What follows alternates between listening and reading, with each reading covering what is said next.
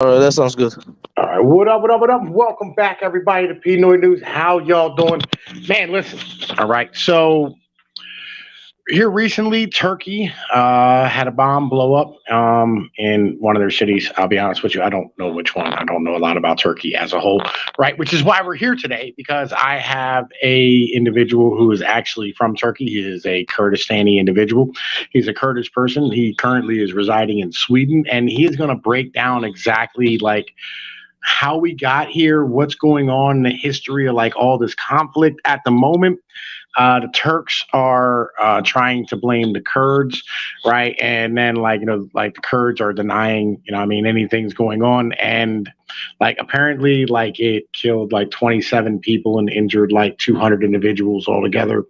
Um, they said the bomb was planted by a female who came out of Syria, right, in a Kurdish area. You guys can refer to the actual to the thumbnail image. You know what I'm saying, for what like is Kurdistan. I have my general belief as a whole is that every people in all the maps in the world are pretty much drawn like dumb, and like there's a lot of places on side of these maps where like we should have like separate cultures having their own, I mean, country or state or nation, as it were, right? And the Kurds are one of these people who, I mean, I feel as though are kind of done wrong by the maps that we have today, and I mean, that were drawn by the British back in, I mean, the 1800s. So, Kurdish Tiger, what is going on in Turkey? You want to explain to like my audience and tell them exactly what's like actually popping off and how we got here? Absolutely. What's up, All everybody? right. So basically, if you're going to start like from the beginning, how this whole thing happened, like as most people know by now, at least, is that anybody who has been watching news or read anything about Turkish politics or what's going on in Turkey in general knows that there's a very big like anti-Kurd, what do you call it?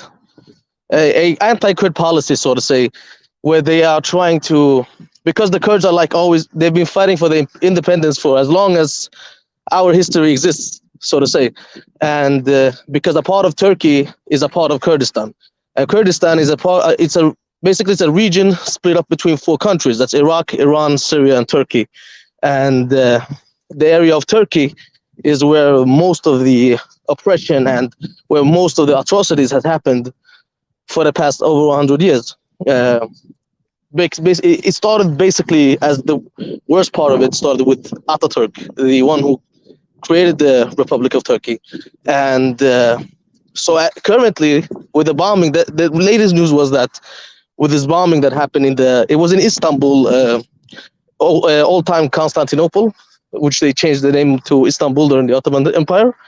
Um, Basically, this woman, what they claim is that she came from Syria. She worked for the YPJ, PKK, these Kurdish organizations that are fighting for their independence.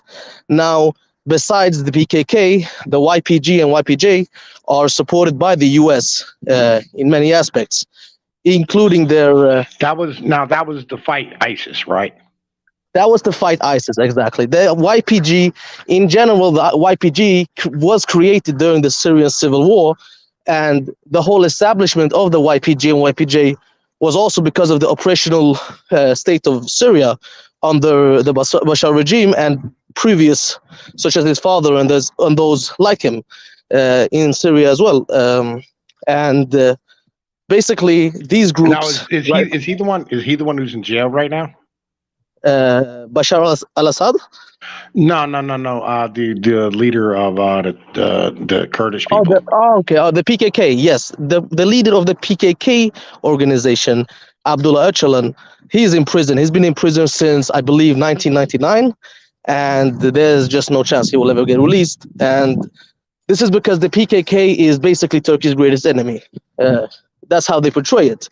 Now, with the recent bombing, they try to blame this on this organization as well. Now, PKK, there are many conflicted thoughts about PKK because they have been stamped as a terror organization by many countries, the EU, the NATO, and stuff like that, and all because of Turkey, so to say, under their pressure when they were created.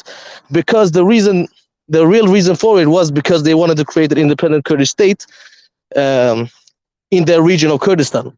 such as we have done in one part of Iraq. See, I'm Kurdish from most of my family comes from the Iraqi part, where there's self-autonomous autonomy for the Kurdish people, the Kurdistan region, and the same thing has been that's what they've been trying to do in the three other parts, but have been unsuccessful.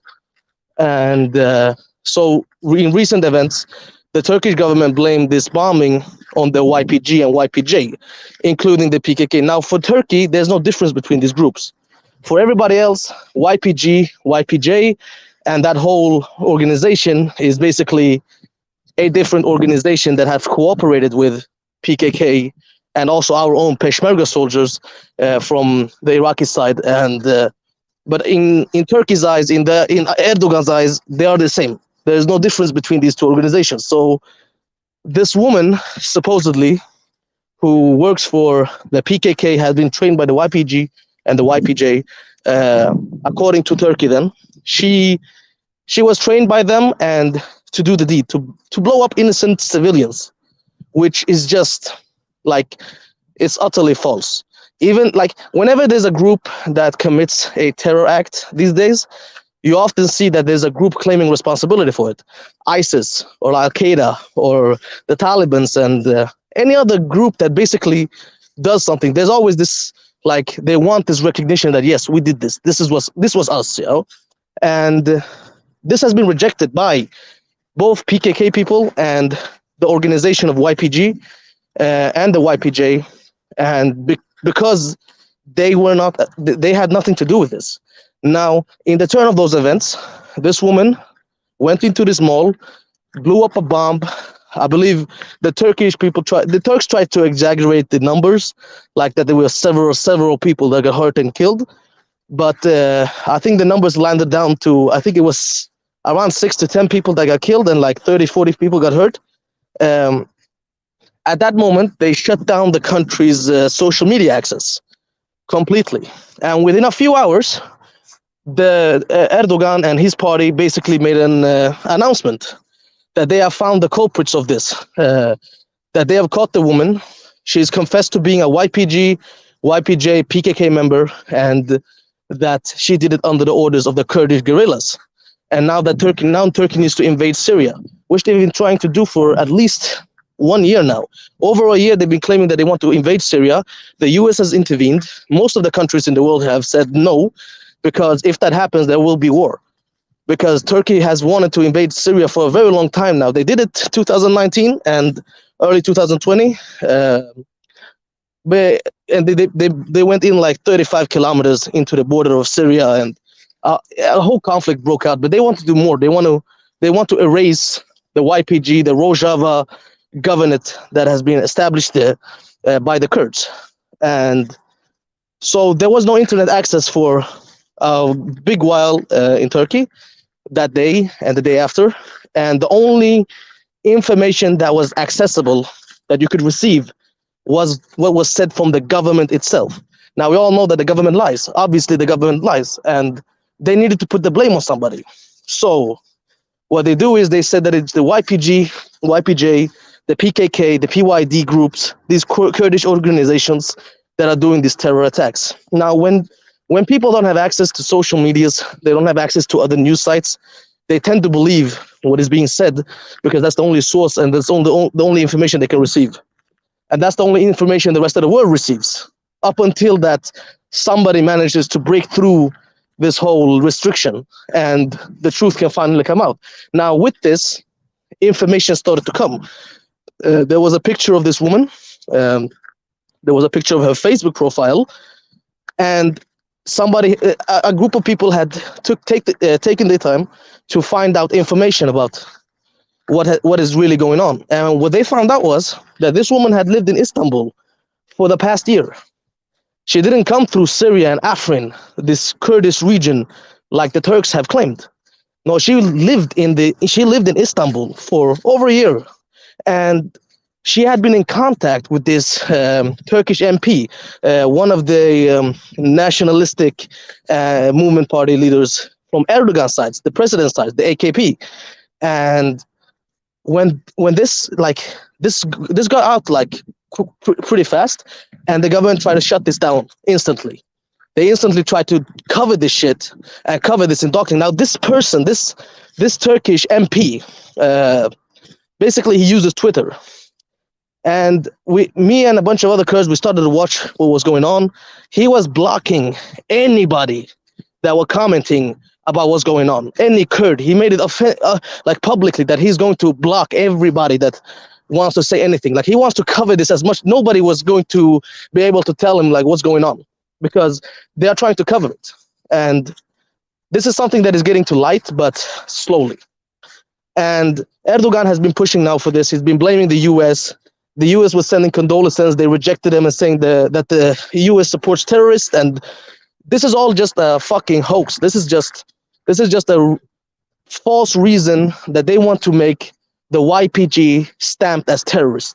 Now the goal of the Turkish government is to get the US and NATO, the European Union, to basically put the terror stamp on the YPG and the YPJ, those who has been fighting ISIS, those who has been stopping ISIS from invading the rest of fucking Syria, the rest of the Middle East.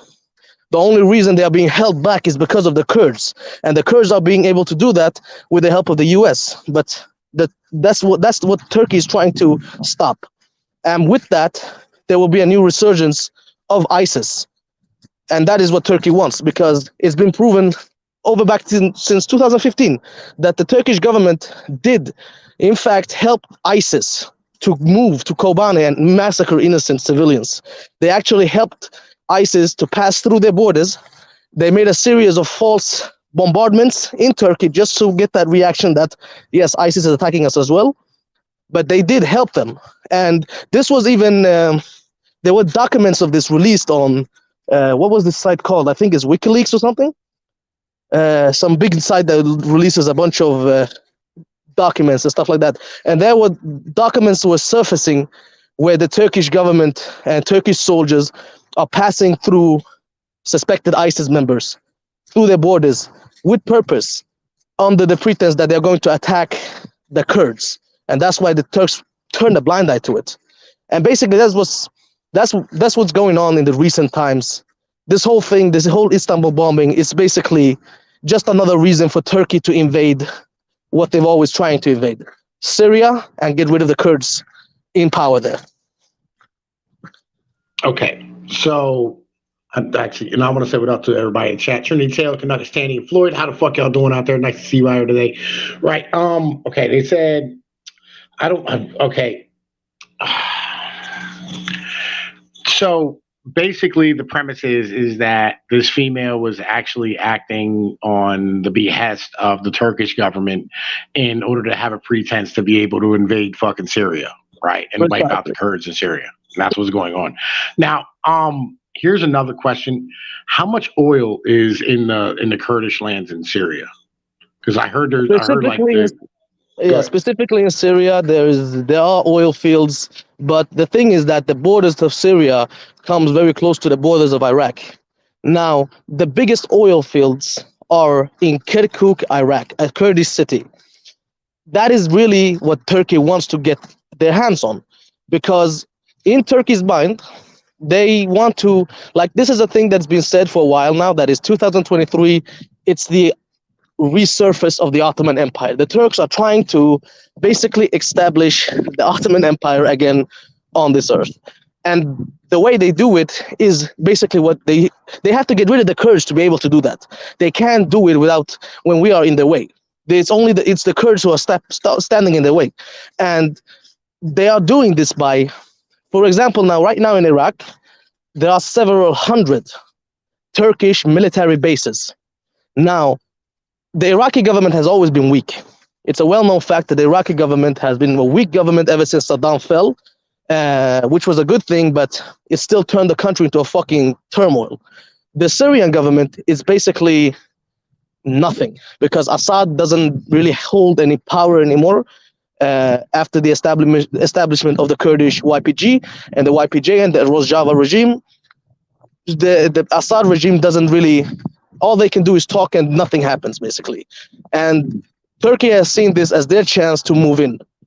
Now, they've been chasing PKK members all over the fucking world under the excuse that they are chasing PKK members. For example, in Iraq, it's well known that the Kandil Mountains have been a place where, yes, PKK members, obviously not as much as the Turkish people say they are, but there is a group of PKK soldiers that have been hiding in those mountains because the Turks are bombing all the time, and they have been chasing them for a long time.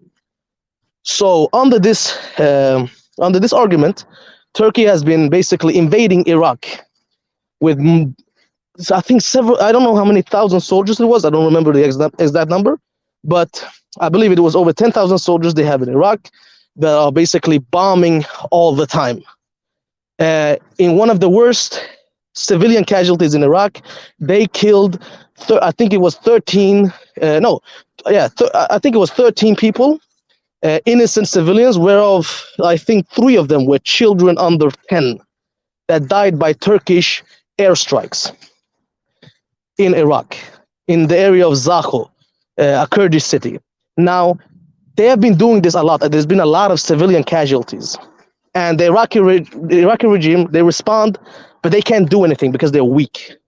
They don't know, what can they do?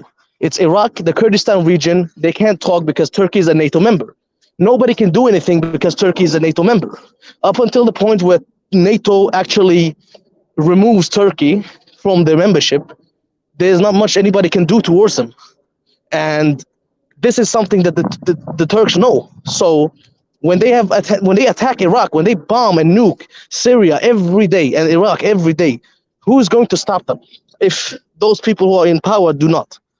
And so what they are trying to do, they are trying to establish this old borderline, like, that goes from a big part of Syria into Iraq and covers the entirety of that Turkish region, and as well as, I believe, a part of Libya and those areas, although I don't know how much invested they are there.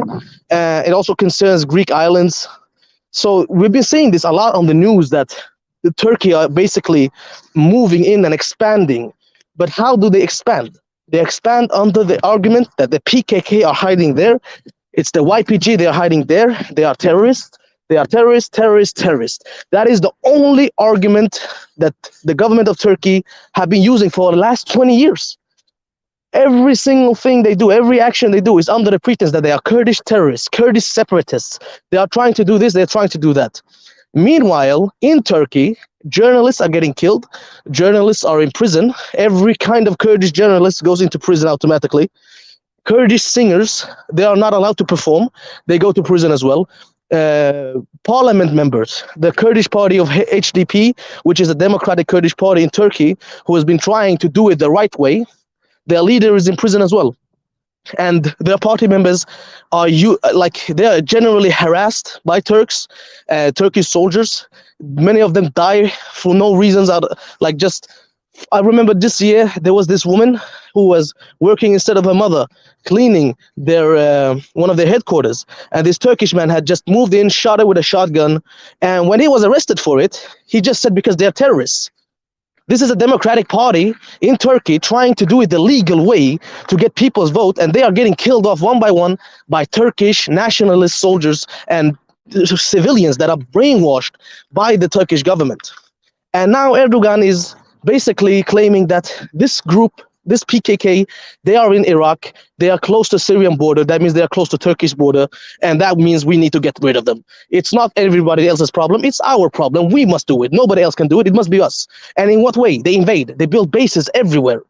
They build bases here, they build bases, they take part, like area after area are getting taken over by the Turkish military. They expand.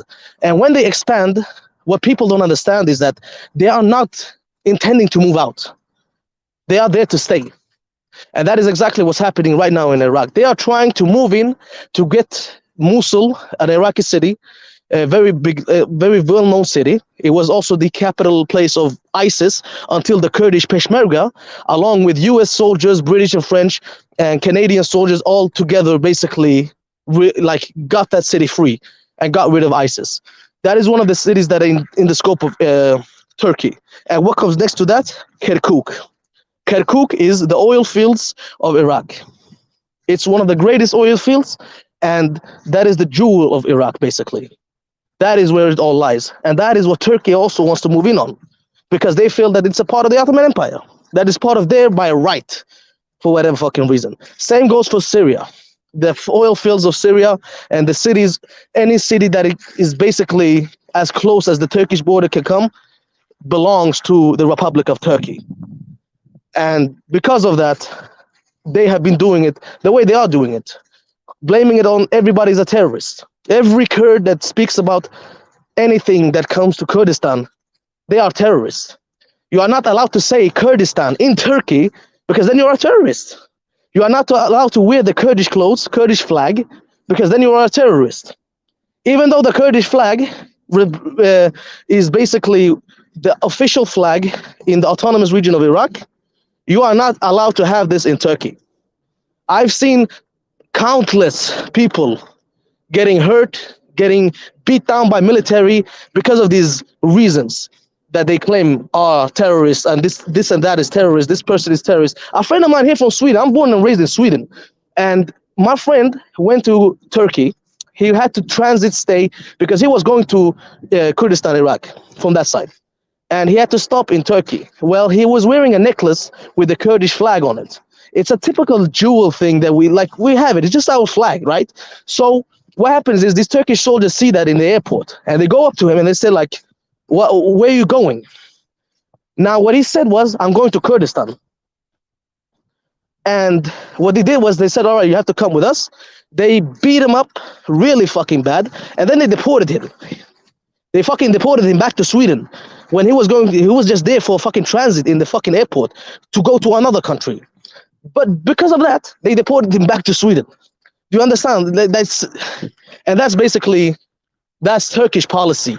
And now they are using all kinds of lies, all kinds of deceits, all kinds of excuses to invade Syria and Iraq. And they've already started that. That's the fucked up thing. And the YPG and a lot of other like Kurdish organizations are speaking up, but nobody's doing anything. Recently, in just recent times, they used chemical weapons in the Iraqi area. It's been recorded. It's been sent to the European Union. It's been sent to different governments all around the world that the Turks are using chemical weapons against Kurds. Now, not only is the soldiers they are trying to target getting like affected by it, but civilians as well. There are so many civilian casualties under the Turkish government. And what's their excuse for that? It's war. People die. It's civilian casualties happen, but nobody's speaking up. They are letting this happen, unfortunately. And now they have their scope on all these oil fields, on all these like resourceful areas of what's left in Middle East. And it's not much, man. It's really not much. Well, I was doing some reading like after I got done talking to you about like what happened, you know what I mean, as far as like how the Kurds inside of Turkey, like they weren't allowed to use their fucking language, or like it's illegal for them to be able to like have like Kurdish like dancing and singing, like it's basically a cultural genocide. The same thing that they did to the fucking Armenians and shit. Exactly, precisely. Which they completely deny and say that it didn't even happen. The audacity, man. Yeah, I feel you. Like I don't really understand like why it is that like Turkey would want like the Kurds inside of their country if, you know what I mean, like they fucking hate them this much. Like, why are they holding on to the fucking land? Like, why is it that important to them? To the Kurds or for the Turks? For the Turks. Why is it this important? Because the region that it stretches over is basically, because it's the Republic of Turkey, and because the border, like they have a very strategic area where Turkey is based, between the Baltic Seas and all that stuff, and like it's just a strategic place where they are located, which is why NATO as well needs them. And like why they are so, to be honest, that's a good question. Like they are overly, they feel that it's theirs by right. That's the fucked up thing. They think that they completely believe that it's theirs. Now, the whole policy of this began with Ataturk, the founding father of the Turkish Republic. That's where it all started. What year was that? 1923, I believe. That's when the borders of Turkey was drawn. When Ataturk came into power and the Republic of Turkey was to be established, he had a very big policy that was everybody within the Republic of Turkey are Turks. and they are all Turkish nationals, and they are supposed to be Turks. Now you could be anything else, but you are Turk first. You are Turkish. If you are Kurd, you are Kurd from Turkey, and you are still a Turk. You are Turk Kurd. Basically, that's how they saw it, and this was something that the Kurds did not accept and could not accept. Now, the Assyrians and the Armenians, they were not as large of a population as the Kurds have been even back then. So they couldn't be as open with vocally open, and they couldn't do as much as the Kurds could. And still they got killed. Still they got hurt because they were just their own people. Now for the Kurds, it was different. During the Ottoman Empire, during the even the peaks of the Ottoman empires, the Kurdish regions was it was under Ottoman rule in a way, but not completely. The Kurdish principalities, the Kurdish emirates that existed, the Botan Emirate, and the Emirate of Bidlis, and many other Kurdish big emirates that were created back in almost medieval time that were why don't you start at the beginning? Sure. Like I know like you've been doing a lot of work on this, right? Like you want to just like start at the beginning and tell the story of the fucking Kurds, because like I'll be honest with you, like I'll be real, like this is fucking fascinating to me, and I really don't care if my subs enjoy it. I'm gonna enjoy it, you know. I mean, I'd love for you to like put this information out here because you've been working on. I appreciate it. So basically, when it comes to like, if you come to Kurds in general, we are a Middle Eastern people, we are a Mesopotamian people. Our ethnogenesis goes back so far back in time, up to the like ancient people of the Medes, the Hurrians, the Guti people. That's where our genes lie. There have been many mentionings about like Kurdish ancestry and the land of the Kurds. It's been theorized. Now, this is something that unfortunately, it's nothing that can be proven like that, but it's more of a theory that the mentionings, there is in the old ancient Sumerian tablets, there is a mentioning of the land of the Qarda, the Kurd people. And it's been theorized that this is also something that was referred to the old Kurds, like the Kurds of back then. Now, if that's true or not, we don't know, but it's something that fits basically when you think about where the Kurds are being mostly populated and where their region has always been. So, and then before the Kurds evolved to being Kurdi, yani we are speaking Kurdi, and we are the Kurdistani people. We are the people of Kurdistan, which means land of the Kurds. Kurdistan in Kurdish means land of the Kurds. And it was the Korduan, the Karduchoi. They are people who basically, they existed, I think, about 1000 BC up to almost early AD times. And they're even written about them in Xenophon's Anabasis and about that people. And that's where it's believed they were the last ancient Kurds before it would evolve into Kurds that we are today. And thing is, though, with the rise of the Persian Empire, the Iranians, and with the coming of the Turks from the Asian steppes, as where Turks actually come from, they are not native to Middle East. Turks are not native to Middle East. That's something I need to know, that I need everybody to understand, that where they are right now is not their native land. The Turkish people are of Mongol origin, and of Uyghur, Turkic, Tatar. That's their that's the ethnicity for real. They came to Middle East in the early 1000s. That's when they came. They don't belong. Where they are right now, that's not their home. It is our home, and that's just how it is. And so basically, back and forth during that time, early time, assimilation was something that happened because the old kingdoms of the Kurdish people and those old emirates, it started to dwindle. There were many Kurdish dynasties and emirates that evolved with time, but because of the changing times, as with the invasion of the Tatar Turkic people that came to the Middle East, these Turkish people, those who are the Turks, the Seljuks and these Turkish people came from the Asian steppes, and they came like a fucking flood all over Mesopotamia. And basically, they established what would later become the Ottoman Empire as well. And with the evolving of the Safavids, the Persian regime that came later on, and there were many Persian dynasties that started to grow, uh, as well as the Islamic conquest that became under the Arabs. The Kurdish people in that area, in those areas, they couldn't, like, we didn't have that much. It was we were they became assimilated, and the first assimilation happened by the Arabs. Then that was under Islam. That's when the Kurds became Muslims. Before that, we were not Muslim. We had our own ancient Kurdish beliefs and traditions and religion. Well, y'all were like Zoroastrians before Yeah, you were so that Muslims and shit. we call it Zerdesti. In Kurdish, it means Zerdesti. It means the yellow hand. If you translate it, like yellow-handed people or the people of the sun.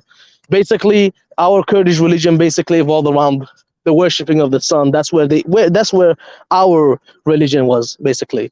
But all that changed with the conquest from when the Islamic armies and the caliphates were established.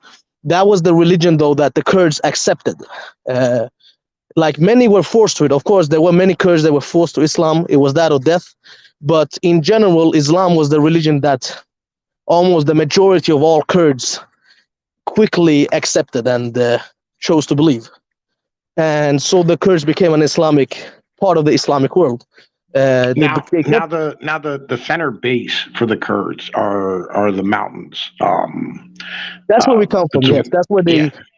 the region that the mountainous areas has always been the areas populated by the Kurds. That's where most of the emirates and these principalities and these groups have always been established at. It's been like that for many years. Even to the earliest descriptions of the Kurds, it's always been a mountainous people that they have kept to themselves, and they've wanted to keep it to themselves. All right, let me throw some stuff in real quick. So, like, Sure. throughout history, all the people who are of the oldest of like the cultures and the lines, like the base of all of our peoples, are always individuals from the mountains, right? Because like those are the ones that are usually the hardest to conquer. They're the people who are the hardest to like assimilate, and they're the people who you're going to gain the least from like sending soldiers in, because fighting uphill is never a good idea. That as a whole, in any tactical warfare, right? So like literally, like, so usually the individuals of the mountains are going to be like the oldest people in an area as a whole, the individuals with the oldest part of the culture, the base of the culture as in a general Exactly. thing, right? And that's kind of why like I stand here and argue for like Kurdish rights and Kurdish freedoms and all these type of things, is because like I'm also of these people, right? Like we came from the Apennine Mountains, and currently I'm in the Appalachian Mountains, right? And we are mountain people. Like we're just like, my people were the sea people, right? We came in and like crashed the Bronze Age fucking people and shit. Your people, believe it or not, the Kurds were the original ones who sacked the fucking Sumer and Ugit and shit, right? Because they came down out of the mountains of fucking Iraq and Iran, and they came down and they sacked those cities, and they ran them into the ground. I'll be honest with you, because they didn't know what they were doing, but your people have a long history there. And I don't feel as though that like they should have to be ruled over or have their culture destroyed by anybody the fuck else in the lowlands. That's one of the reasons why, like, I'm platforming you, and allowing you like to have this time and shit. Because like I feel your struggle as a whole. You know what I mean? Like I really do. It. You know what I mean? So all right, let's keep going with your history, man, because I'm loving it. I'll be honest, I'm fucking loving the shit out of it, dude. My brother. So basically, right, as you said, yes, Kurds did come down from the mountains. They were like in bases. They were also a raiding people, because that's the way they lived when they were like anytime because the areas that they had people around them, it was also many Kurds in those areas. All Kurds were not fully. I mean, yes, we say that Kurds are mountain people, but of course with time people moved, like places get populated, places get like everything establishes slowly, cities, areas, regions, and that's where the these Kurdish emirates and these Kurdish dynasties started. Basically, they were just normal Kurdish people. They were farmers. They were people who defended their home, shepherds and stuff like that. They established a dynasty when these forces also came, enemy forces such as Turks and Arabs and Persians and stuff like that. Now, In the end, because, for example, the Persian Empire, it stretched over a very, very large region. So everybody under that region was annexed, and everybody under that region was basically, they were trying to assimilate them. Now, when it comes to Kurdish stuff, for example, poetry, history, and stuff like that, to find something earlier than 1000 AD that is specifically Kurdish writing or in the Kurdish language, it barely exists. It's almost impossible to find because it's all been destroyed. Now, there are very few sources left from that time that shows that the Kurds had their own. And I believe there's one poet from around 850, a poet from that area of, he was of the Yarzan faith. He was still believing in the ancient Kurdish. They had it mixed up. Basically, it was sort of a mysticism, Islamic, but mixed with their Kurdish beliefs, a religion. And this man was one of the earliest like Kurdish poets. God knows there have been more before him, but there's nothing left about them. There's no writings left about them. And some of his poems have survived up until today. And that's something that is a big part of Kurdish history as well. And after him, there comes maybe 200 years after him, that's when this stuff comes up, started to come up. Kurdish writings, like Kurdish names, have been around for 2000 years, but information about these Kurds, information about them, their language, and what they were, it's all been assimilation. They've been assimilated. Like their history has been assimilated. Early Kurdish writers, early Kurdish people, they wrote in Persian, they wrote in Arabic. That's the language they were used, because even though they were Kurds, it was nothing. It was a taboo to write in Kurdish, and back then the dialect, the language was called Gorani. It was an old ancient. It's still alive today, but not many speak it equally as much as the rest of the Kurdish population. But it was something that this man was the first person, basically, that still remains in history that was writing in this dialect, in this ancient Kurdish dialect. Now, thank God, his writing was kept in books and history by other Kurds and other people, because otherwise he would be gone and we would never know about him as well. And then we would probably have no idea how Kurdish was at all in writing, or how it sounded even back then, 1,200 years ago.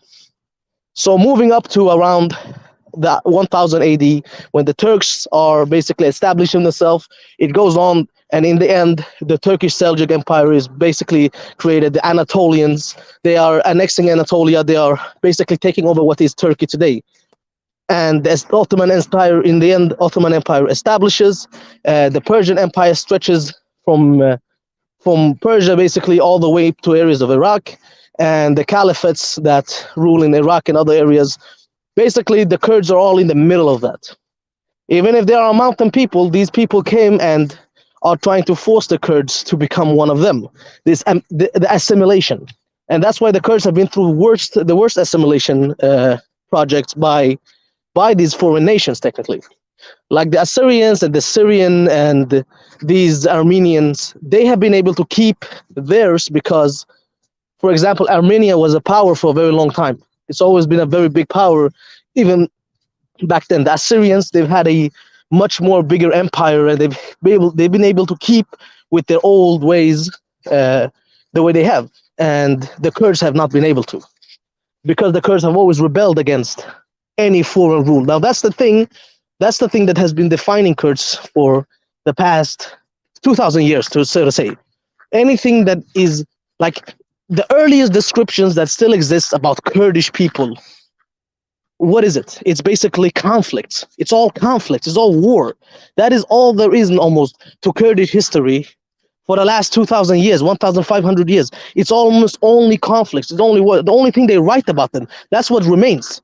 That these other victorious people have written, yes, the Kurds fought. The Kurds fought. They fought for their independence. In Kurdish oral traditions, tales that they tell, it's always the wars. It's always the conflicts. It's always the pain and sorrow, because that's all they've been through these 1,500 years, these 2,000 years. And that's why Kurds are a battle-hardened people. And that's all they know. It's in their blood. And so with the Ottoman Empire becoming larger and larger, the Kurdish regions, as I said, the mountainous people come down from the mountains. regions areas gets established, cities gets established, and power gets established amongst Kurdish people. And because the Kurds have always had this very nationalistic behavior that they are their own, they are their people, and we want to be for our people. This has been a problem for all these governing regions and these governing countries that have been ruling back then. And the Turks basically could not assimilate the Kurds in Turkey, those Kurds that are being assimilated today, because the Kurds were fierce back then. They would fight, they would raid, they would kill, they would gather an army of 40,000 and just massacre Turkish soldiers, armies, area. They would just hit them everywhere it hurt. Even though the Ottomans came, attacked, killed, massacred entire garrisons, legit massacred entire cities. Like they exterminated cities. It didn't stop the Kurds. They wouldn't give up. Anytime a city would get killed or an area would get massacred, another area would grow up in protest and go to attack and start to attack there. And this Kurd was all of a sudden, he's claiming himself to be the ruler of this area. It didn't help to kill them and stop them. So the Ottomans, back and forth, in an agreement with the Kurds in their region, which was basically, you will be under your own autonomy. You will have your own governing areas. We will not tax you. You will not have to pay. But when a foreign enemy, which was back then mostly the Iranians, the Persians, when they attack, you will help us. You will assist the Ottomans. And that's basically an agreement that held for several years. Like many hundred years that held for between the Kurdish people. Even though conflicts would break out every now and then, in general, would a foreign enemy attack the Ottoman Empire, the Kurds would assist the Ottomans as long as they were kept, they were allowed to keep their own and would not be ruled under anybody. And that is the whole struggle for Kurdish people, the independence. They want to be independent, and they've been fighting for the independence ever since their existence, so to say. And same thing happened in Iran as well, back in days from their side. The Kurds that were from the Iranian mountainous regions, the Kermanshah, the Hawrami Kurds, they were large in population, and the same thing would happen there. They would fight the Iranian, they would fight the Persian government, Persian Empire, and they would also tell them like, okay, you assist us against the Ottomans, we will leave you alone, blah, blah, blah, blah. This would happen back and forth. But usually it wouldn't hold for long, but it was something that was still agreed upon up until Ataturk's power in 1923. Where he would change the entire policy. Basically, the old Kurdish cities, which have been keeping their Kurdish names and traditions and everything that they had when Ottoman Empire was still a thing, Ataturk was adamant to change that. His policy was that everything within the Republic of Turkey must be Turkified. They need to become Turks. Are they Kurds? No, they are Mountain Turks. What they're their language? Some Mountain Turk dialect. That's what they called it. Literally, at a point, they denied that Kurds existed at all. They would say that the sound, the word Kurd, is the sound a man makes when he walks in the snow. That's what they started to spread in the early 1900s, because they were trying to remove anything that had to do with any other nationalistic idea or thoughts, or they're wanting for independence. Now, in 1923, when Ottoman Empire was in general abolished and the Turkish Republic was created, this didn't flow well with the Kurds in those areas, especially the regions of Zilan and Dersim, which is now called Tunceli province. See, that began with these Kurdish, like, in our language, in Kurdish areas, we are like the chieftains. They are called Agha. An Agha is a man who is basically, everybody respects him. He's like so you can say he's like the Don of a Sicilian city, basically like that. He's the one everybody respects. He's a man of much respect. Everybody holds his head high, like he's the big man. He's just the big man.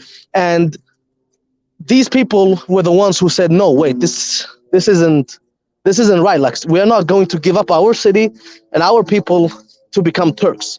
So it began with, actually, they wrote letters. They went to meet officials. They tried to talk with Ataturk and said, like, we want to keep our Kurdish cities the way it's been for the last 500 years. The way we have had it, we want to keep it like that. We don't want to get annexed into the Republic of Turkey. We are not Turks. We are Kurds. So that is when it started. That's when that's when the conflict started to step up. That's when Ataturk started to go on this anti-Kurd policy, which uh, which started with the massacres that they did in Dersim, following up rebellions and protests from the Kurds. Because when they refused to give the Kurds what they wanted, what they felt is their right, the Kurds protested. So when the Armenian genocide happened, one thing that was that in the area of Dersim, the Kurdish leader Agha there, his name was Sayyid Riza, and another Sheikh Sayyid. These two men were very, very large men. Now they were executed by Turkey later, but I'll get on into that afterwards. See, when the Armenian genocide was starting to happen, these Kurdish leaders refused to let the Armenians in their city be taken by the Turks. Now this also angered the Ataturk beyond belief, because now they couldn't do what they've been trying to do. The Turks are trying to make this genocide, and all of a sudden this Kurdish city refuses to bow down to the Republic of Turkey, their leader. And so afterwards, conflict started to escalate. Protests started to happen. This is in the early 30s into the mid of the 40s. These Kurdish groups starting to basically stand up for themselves and say we had enough, and conflicts broke out. What the response was, what Ataturk basically granted, was that Yes, the yes, use of that's what we're massacre. talking. We're talking about the time of the genocide, the Armenian genocide. At this point, I was just the Oh, chat no asking problem. questions about where we are in the story. I Oh, was no just, you know, what I problem. mean, keeping them up to speed. All right, great. No problem. So basically, right, when the Armenian genocide happens and the Kurds protect the Armenians in certain cities. Now, there's a thing. The thing is that there were Kurds who were a part of this Armenian genocide. Unfortunately, there were some Kurds that helped the Turkish Ottomans, or not Ottomans, I mean the Turkish people then, because still there were many Kurds in regular Turkish cities, and there were many Kurds who were basically forced to do certain atrocities or die as well. But in general, many Kurds protected the Armenians from even getting touched by the Turks, such as in Dersim, where the Turks had no jurisdiction. The Turks Well, could not that's come in that's there. a that's a that's a big part of like almost every like fucking culture of people who come from the mountains is they protect the individuals who ask for harbor, right? They do Yes, the same thing in Afghanistan. They do the same thing in yes, Pakistan. They do the same shit in fucking Iran, right? They do the same thing in yes. fucking Italy. It's They a do the same principle. thing. Yeah, it's a principle like the people in the mountains. Like, nah, somebody asks for safe harbor, like you give it to them and like you lay down your life for them. You know, what I mean, that's a premise that's kind of shared like worldwide and whatnot. You know, I just Precisely. want to throw that in there. Just want to throw that in there real quick. You know what I mean? No problem. Yeah, but you're completely right in that. See, the Armenians that lived in Dersim, the Assyrians and Armenians that lived in Dersim, and any region that was close to Dersim, they were under the protection of the Dersimi Kurds as well, the Zazaki Kurds, under the assistance of Sheikh Riza and Sayyid Riza. These people, like, they were not to be touched, like, because they have lived there in peace with the Kurds for God knows how long. And even when the Armenians fled over there, that they were even not, there were native Armenians there, but there were many who fled the war as well. See, there were many Armenians who fled to Iran as well. And I remember this story that I heard back in the days. My grandmother told me too, and I read upon it. It was a long time ago. So there was this Kurdish city or village, or not city, but sort of town, maybe a few thousand individuals. Right? They were harboring fugitive Armenians from the Armenian genocide. And so when the Turks came there and were asking for the Armenians, these Kurds would not give them up. They refused to give them up. And the answer was to massacre the entire place, kill all several thousand individuals because they wouldn't give up the Armenian people. That's what was going on in Dersim area. See, the Kurds were protecting the Armenians over there, and they were defending them over there, and because it's their home as well, and they live there, and but what they couldn't do, they couldn't just instantly go on a massacre spree like that, but they did. They started sending soldiers. They started to attack. They started to basically wall them in and like trying to trick them mostly. So conflict started to erupt, and Sayyid Riza and Sheikh Sayyid, they made it very clear that we are not under the Turkish government anymore.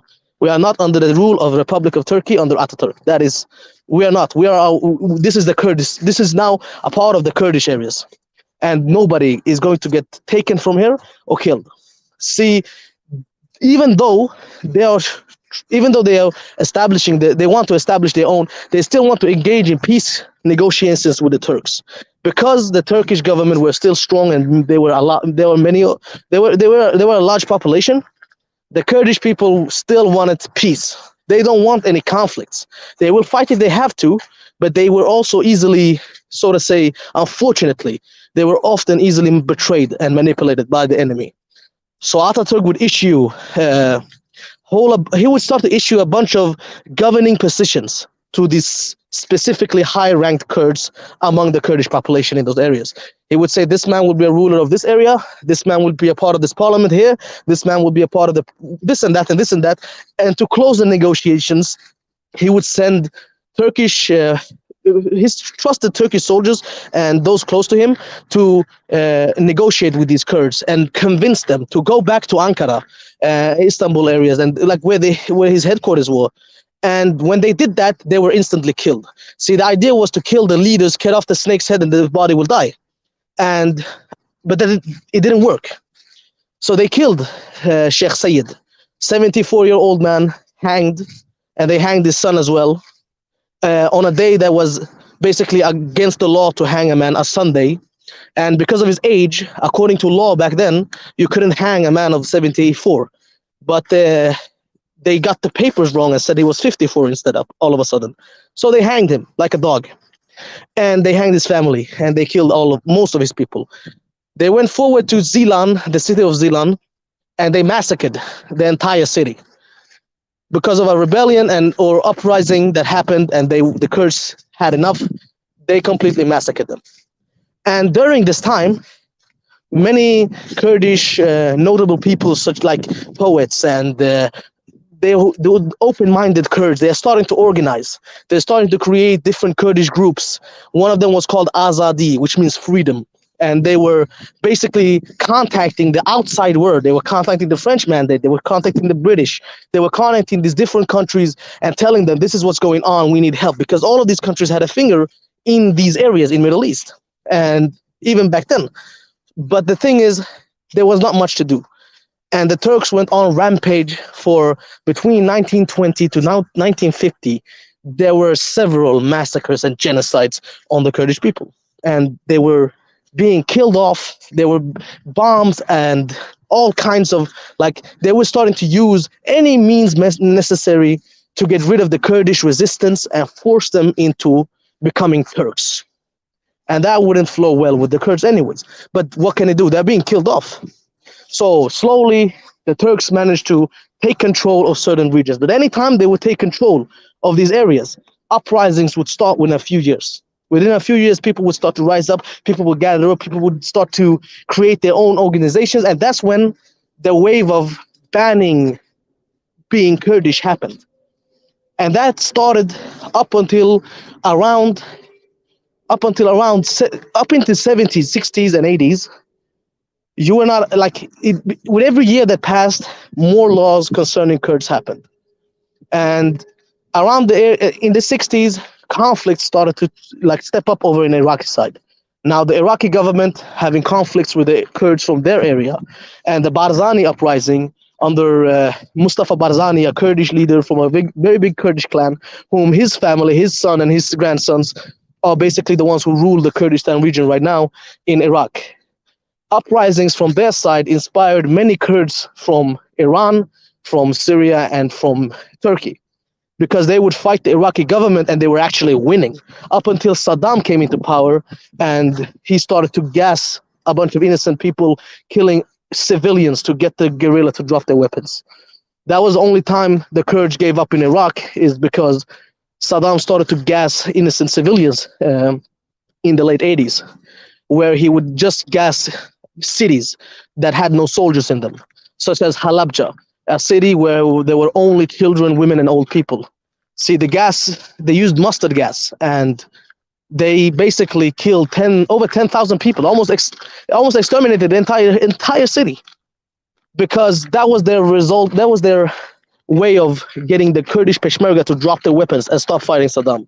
Now, the Turks, they saw how the conflict is going in Iraq, and that also put a fear in them. So what they did was they started to go they wanted to go through the assimilation way.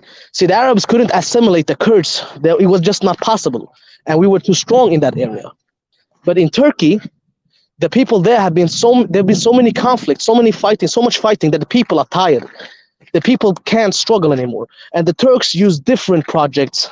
They used a different way of basically assimilating the Kurds. See, in the 60s, they would kidnap Kurdish women, Kurdish kids, basically children, and they would Turkify them, basically making them Turks, brainwashing them, and then marrying them off to Turkish soldiers to create a line of Turks only, and to get rid of the entire Kurdish ethnicity.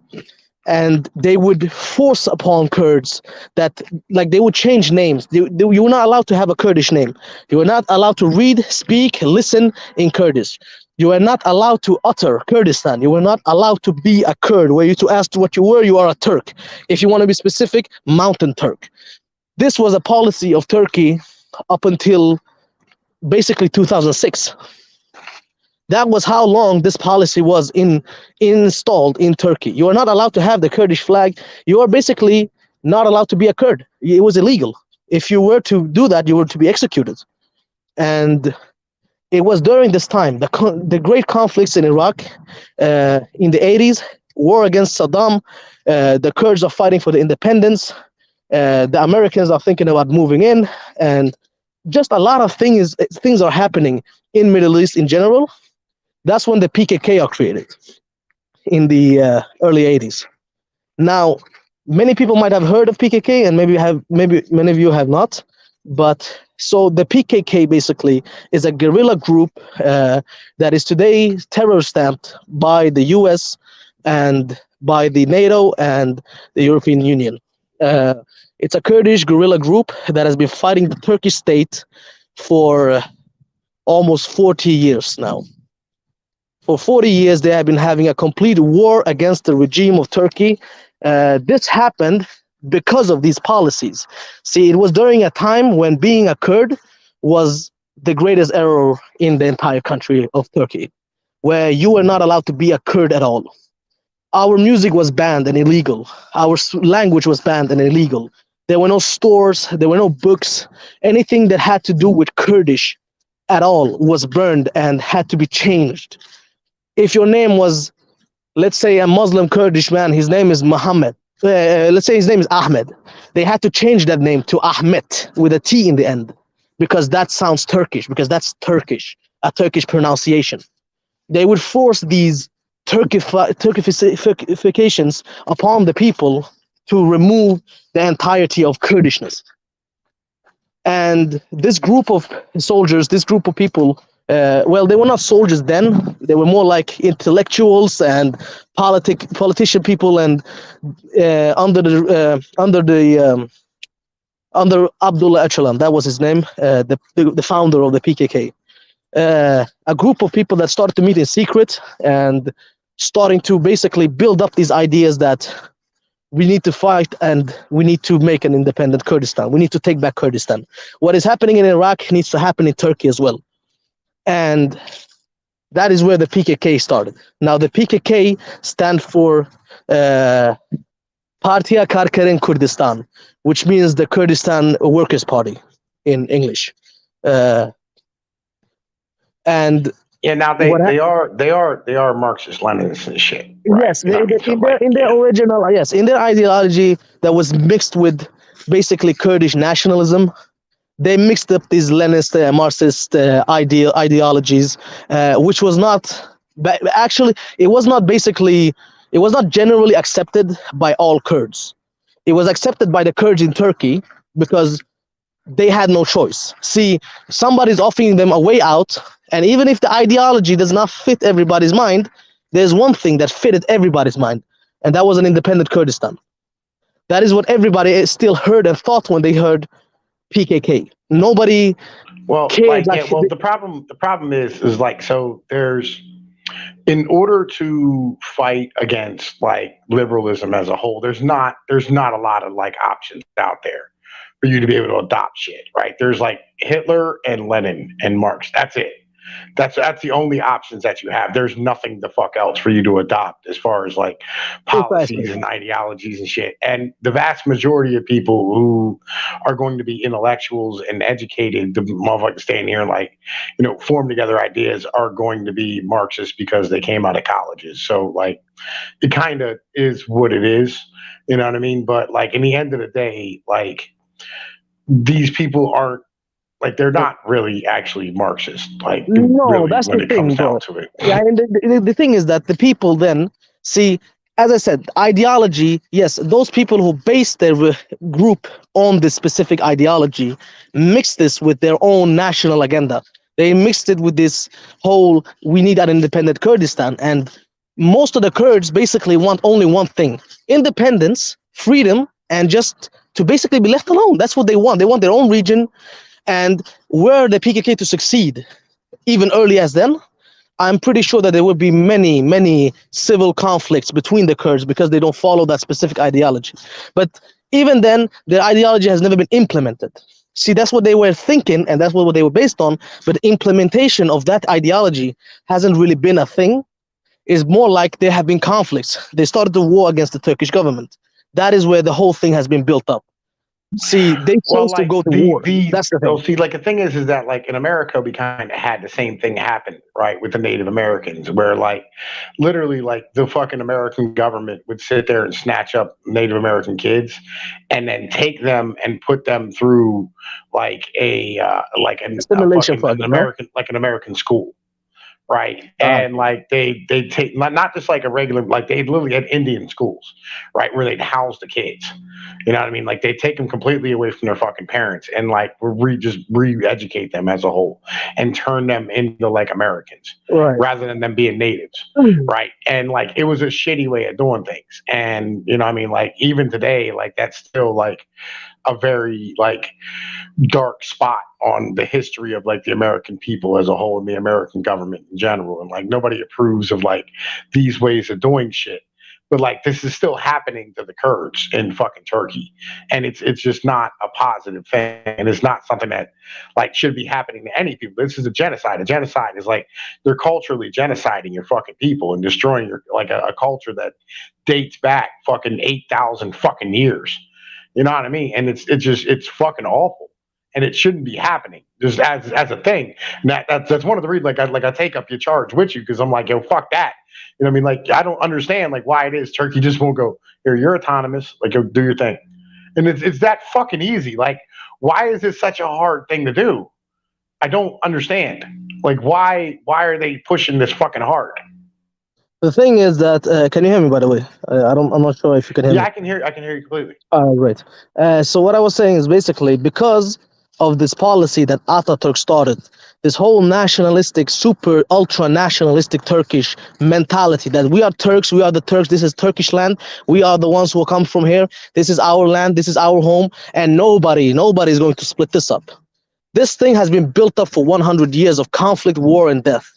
So it's impossible for them to accept that such a thing can be a possibility. It's nothing that they can accept because of the ways thing has been for the past 100 years. And it's unfortunate because this is just straight ignorance. It's really not a big thing. It's not really a huge ordeal technically, but they will never split their country willingly. And because they I feel that mean, it's their right. again, I'm not understanding like why it is, and like literally, like the PKK at this point is just asking for autonomy. They're not even asking for an independent Kurdistan. Exactly. They're not. They're just asking for legit. That's their only conflict has been now for the past 20 years is that we just want to fight for our people and we want to have our region, our autonomous region that we deserve. That is basically Kurdistan. It's a part of Kurdistan, which it is. It's always been a part of Kurdistan. It will always be a part of Kurdistan. Even when the Kurds are gone, it's still our blood on the ground. And the Turks, no, that's not according to Turks. It's their land. We're not even Kurds in their eyes. I'm telling you, still they think that Kurdish people barely, like I promise you that there are Turks that still deny the existence of Kurds. They think it's mountain Turks rebelling, which is fucking insane.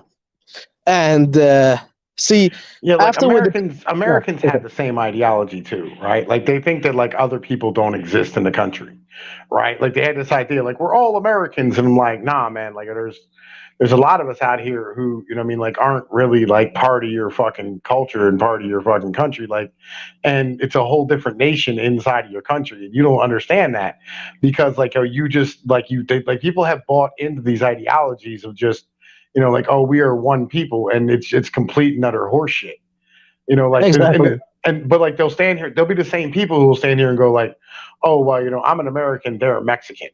Like they don't fucking get that, like literally, like just because it's a border doesn't mean that like there's no border inside of the country, but like it's like the different geographical regions have different people in them with different cultures that what I mean aren't part of your system. Like Exactly. why is it so fucking hard for them to understand? I don't. I mean, like, It's the thing is is it also like indoctrination? in Turkey, so to say, their population. If you like there are statistics on like the amount of Kurds that live in Turkey. Like out of their entire population, I believe the Kurds make almost 40% of their entire fucking country. 30 or 40%. That's not a small number for a country with several millions of people. I believe there are like 20 million Kurds, 20 plus million Kurds in Turkey that they are from the Kurmanji Kurds. They are Kurmanji. They speak a specific dialect that's called Kurmanji.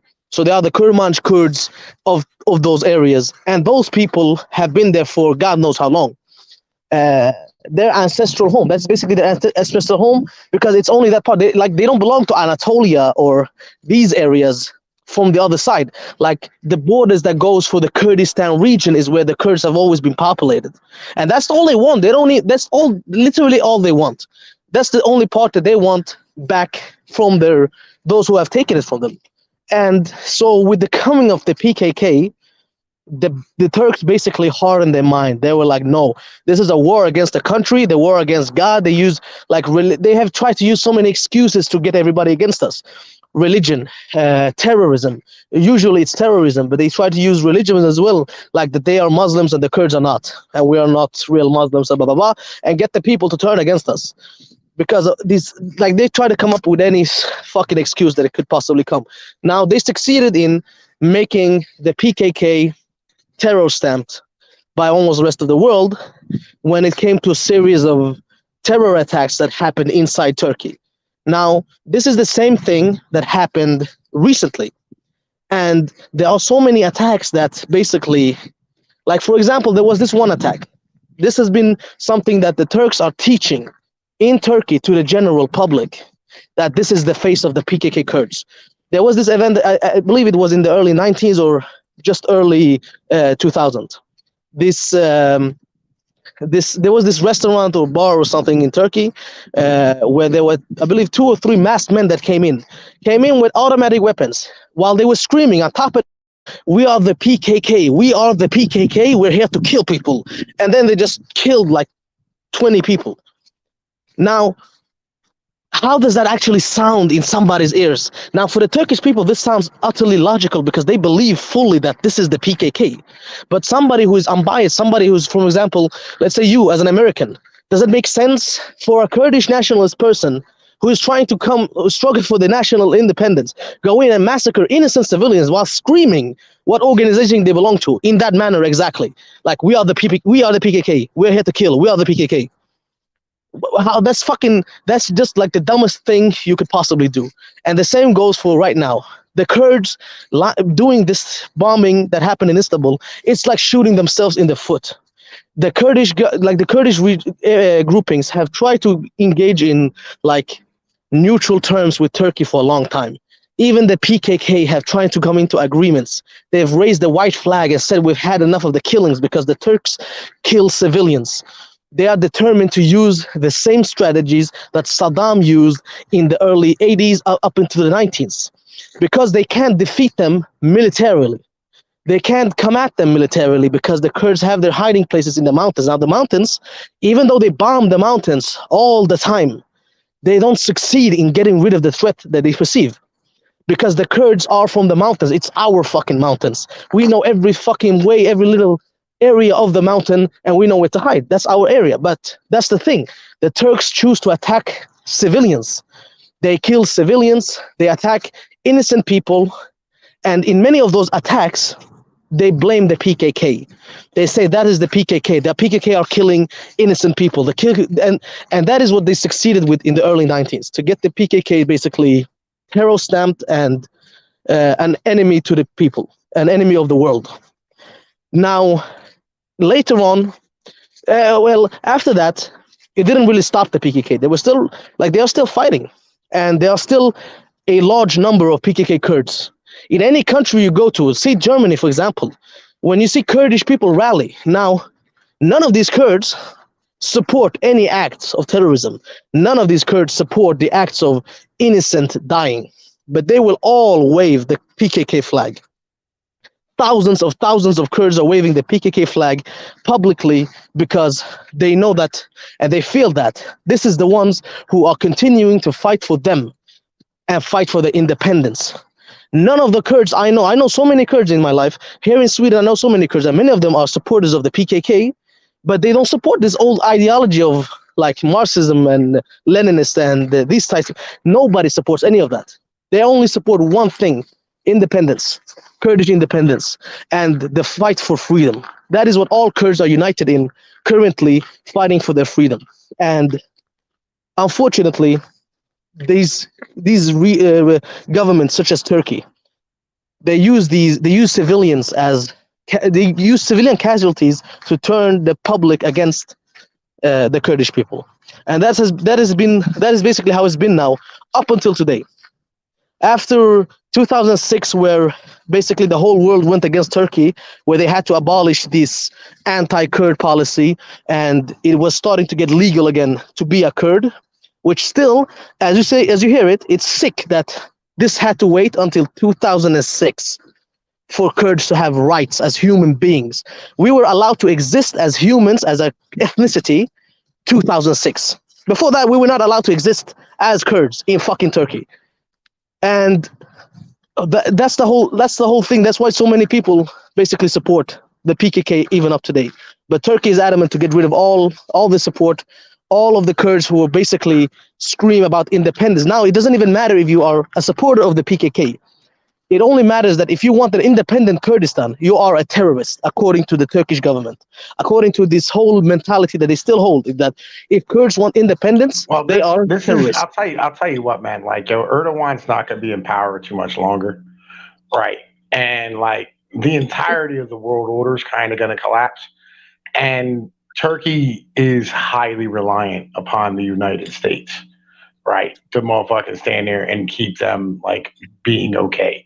If they weren't in NATO and protected by the United States, they would have been fucked up. Yeah, they would have fucked up a long time definitely ago. Nobody can do anything because they are in NATO, and because they are a NATO country, they are protected by all the other NATO countries. It's in their policy. One must support all the others if something happens. All the others is one for all and all for one, basically. So who's going to stop them? That's why these guerrilla groups exist. So they are the ones who attack the government, but they are getting basically stamped out by the rest of the world. And there's been hundreds and thousands of fucking requests from all different groups in this world now that are requesting for the PKK to be removed from the terror list of the NATO and the European Union. Turkey, of course, is not letting that happen. And see, this is the thing about when we come into the area about Syria, the YPG and the YPJ, who has had full support by the US.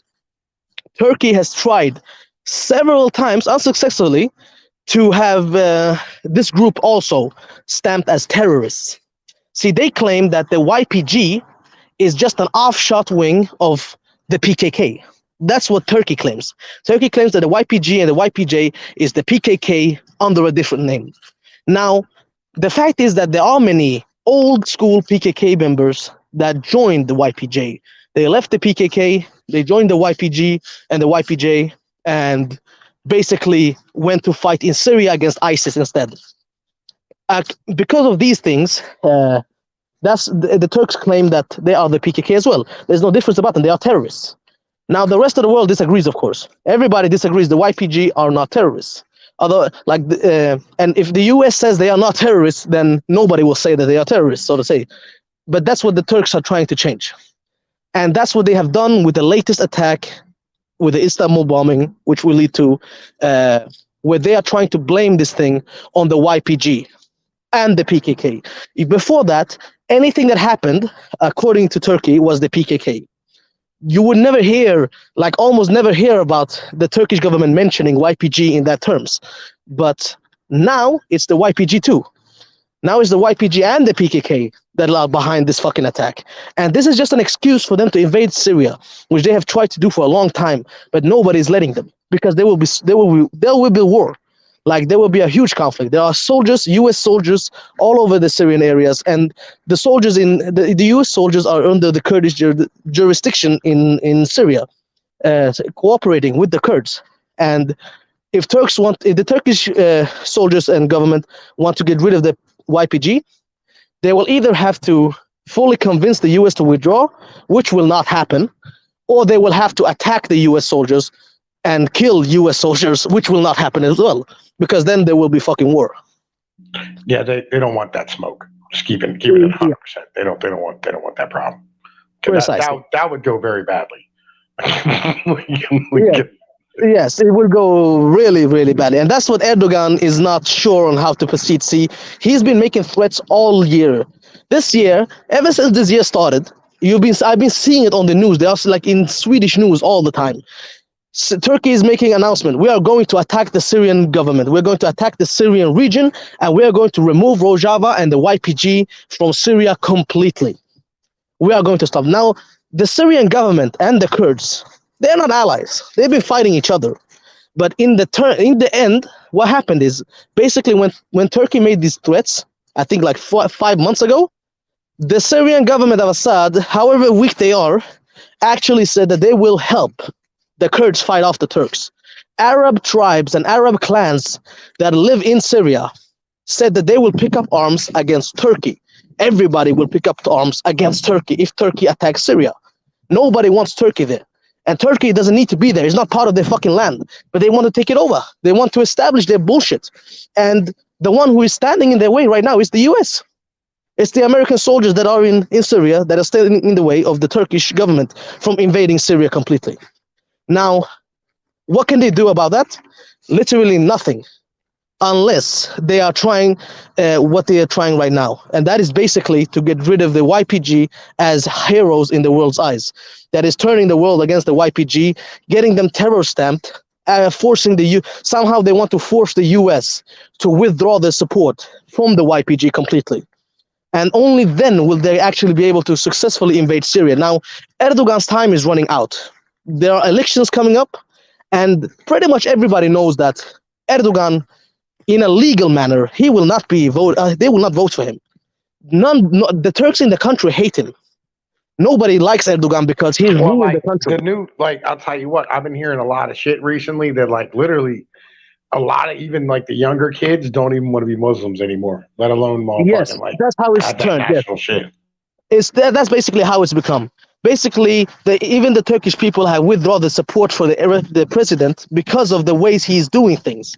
Because now it's no longer the fucking early 90s. Now people are like, we can contact people from other side of the world through a fucking phone. We have communication. People can actually learn. Back then, you couldn't learn the truth. But now you can learn the truth if you're willing to learn it. Although they are trying to limit it in every way. For example, in Turkey, there are no news sites. There are no news channels, so to say, that are not owned by the government. The government has a law that there are no news to be allowed except the news that are governed and accepted by the government itself, so to say, Erdogan's party, which is, as you can understand, just fucking, that's bullshit. Like that's how they can spread their lies, how they can spread deceits and basically manipulate the people, because that's the only truth that the people will hear. It's the government's truth. And that's their policy. That's how that's how they do things right now in Turkey. And with the recent attack that happened in Istanbul, the government shut down. They shut down basically the entire possibility to access social media inside Turkey. All social media, all platforms shut down, restricted. They they had to stop it, and then it was only the word of Erdogan that could possibly spread, and that was it was the YPG, the YPJ, the PKK, the PYD. They are the ones behind the attack. We have proof. The woman has admitted to being one of these soldiers. They have one little version that this Arab Palestinian dark-skinned woman basically was like she was trained by the YPG to do this. Now, people individually went and find out the truth once this restriction was passed through. Of course, people are going to find a way to pass through the fucking restriction, and that's when the truth started to surface. That this woman had actually been living in Istanbul for over a year, and she had been in contact with one of Erdogan's in his party's higher ranked up persons. I forgot what his name was, but it was one of the men who was basically a part of that entire Turkish nationalistic democratic party, whatever the fuck they called, movement, something. And him and this woman had been in contact for a long time, and they had been in contact just before the attack as well. But Turkey is claiming that this woman came through fucking Syria, through Afrin, which is controlled by Turkish backed up groups. How is that even logical? It doesn't even make sense. And the YPG has officially everywhere denied responsibility. The PKK have denied responsibility, and they have put up their own argument for this. They said, we have never tried to hurt civilians. We are protecting civilians. We are fucking protecting half the world from ISIS, basically. Why would we do this? It does not make sense. Why would we do this to ourselves and risk invasion when we are trying to find a peaceful solution and get Turkey to back off from us? And the YPG government has basically tried to reach out to the Turkish government several times and been rejected. And now this surfaces. And this is an excuse that Erdogan needs. He needs this. This is important for him, and this is important for his party. Why? Because whenever something happens in Turkey and something that hits the people that is not economical, when it's physical harm, the Turkish people rally behind the flag. Erdogan uses that excuse. Terrorists are trying to kill us. Terrorists are trying to come into our country, terrorists this and terrorists that, and we need to stop them. We need to be strong Turkishmen. And then that's when the nationalistic ideology pops up in everybody's mind, and they sort of forget about that their president has basically fucked them over, fucked them in the ass for several years, and they are like, okay, we need to protect our country. Our country comes first. And then he hides behind the fact, like his fact, that he is the only one that can protect them. If he is not in power, then Turkey will be destroyed. That is basically what fears, what is instilled in all these Turkish people's minds, these nationals. This is a fear that they have that if they do not protect their land, they will all be destroyed. It's basically like that in a short, simple way. And that's how they think, I mean. And so with this recent attack, his party, he will probably get a lot of votes too. He will probably have a bunch of people, like I'm pretty sure a lot of, like a big percentage of the Turkish population believe this lie. But slowly, facts come up and we'll be able to disprove this. But it's only if the people chooses to accept that and believe that, and not what the government is keep on telling them, which they have for their whole lives. Yo, you are the fucking man. I want you to know that. Like 100%. I appreciate that. You too, man. Legit. Like, yo, I have a better understanding of like the entirety of the goddamn conflict. Like, than probably about 99.999% of the American population at this point. And I'm fucking super happy that I brought you to fuck on today to like. I appreciate it. I'm really happy to explain all this shit. Like, I'm happy to do so. Yo, man, listen, this has been fucking amazing. Like, legit. Like, yo, I'll be real, man. Like, yo, it's rare that like, you know, I'm able to like actually do this anymore because you don't run into too many people who are willing to like really break down a situation.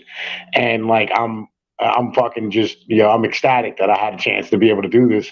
And like, you gave me the opportunity to be able to bring you the fuck on today and like share all this with the motherfuckers on my channel. Like, just keep it in 100%, man. Yo, I really appreciate that, bro. Dude, if y'all want, he has a Discord channel. It's in the description, man. Like, yo, you can go there and like, he has a whole bunch of information and like a whole bunch of histories and working on and stuff and like trying to like break some things down. And I actually have some things that I'm gonna pass his way. You know what I mean, when we're done with the stream, because like I have Thank you so much. I got some historic stuff that you might like, you know what I mean, that kind of have a bunch of things to do with your people and shit. You know what I I mean? appreciate that. That would be nice, man. No doubt, man. It's Fucking all about spreading the truth, bro. We need to let people know, like people need to know what's actually going on, and we'll hear that from like people who are not basically biased under this Turkish influence or whatever government influence that is. Now, me personally, I come from a Peshmerga family. I'm Kurd from Hawler, and that's basically the Kurdish capital of the Kurdistan Autonomous Region in Iraq. That's where my family. I mean, I come from a real. My family basically fought Saddam. I lost a lot of family members to Saddam. He killed a lot of in my family, and if it wasn't that my grandmother and grandfather came here to Sweden and moved my family quickly, I would not be here today.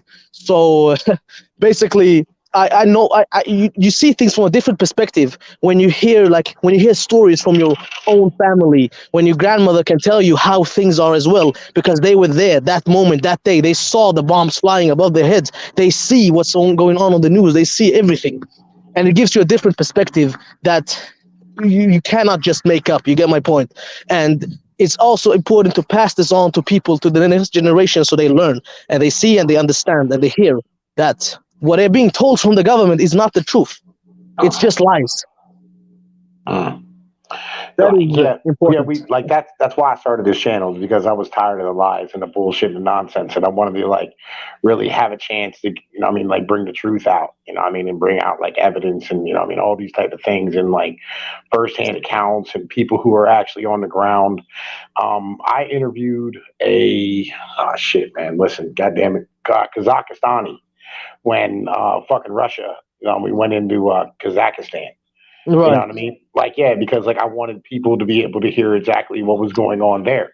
You know what I mean? Like, right. I think it's important that like we have like the people who are on the ground actually out here telling us exactly what's going on, rather than, you know what I mean, like hearing it like second and third hand from like news sources which are propagandized by the military and the fucking the weapons manufacturers and shit. Exactly, bro. Like, look, I'm here in Sweden right now, right? I'm here in Sweden right now, and like, if you've been seeing it on the news, and if anybody else have been seeing it on the news, basically Sweden and Finland have been requesting to come into NATO, right? They're trying to come into NATO because amidst the problems with Russia and the fear of maybe Russia would invade Sweden as well, or Finland. And the thing is, though, the rest of the entire NATO basically opened their arms. US opened their arms to Sweden and Finland. We're like, yeah, come in. And then who says fucking no? Turkey, of course. And why did Turkey say no to Sweden and Finland? Because they say that we harbor PKK members, we harbor terrorists. That is a Turkish claim that Sweden is a safe, even though Sweden has basically also terror stamped the PKK. Turkey claims that we are not hard enough, and basically we are a safe haven for terrorists. Now, there has been for 6 months straight now. There's been almost a year discussion back and forth for at least 8 months now. There's been discussions back and forth. Sweden are trying to basically appease Turkey in some way. What does the Turkish government send out? They say that they have a list of demands that needs to be passed through Sweden, and this is like one of the sickest shit I've ever heard in my life. Like one of the points, one of the terms that Erdogan has basically put the claim on for Sweden, that is basically that freedom of speech cannot exist in Sweden anymore. In the terms of nobody is allowed to criticize Turkey or make news about Turkey and Erdogan that they claim is false. That means there is no more. They want to basically limit Sweden, they restrict Sweden the same way they have done to their own people, and that is just something that will never happen, right? That's just not going to happen. And they've also put a list for, I believe, they started with like 20 people that they want to be extradited to Turkey so they can be put in prison and tortured, most probably. Uh, so that was a big thing. Like there are like 200, almost, I think like 150,000 Kurds in Sweden, and everybody spoke up. They were like, "Shit, the Sweden is basically selling us off. Sweden is going to backstab the Kurds."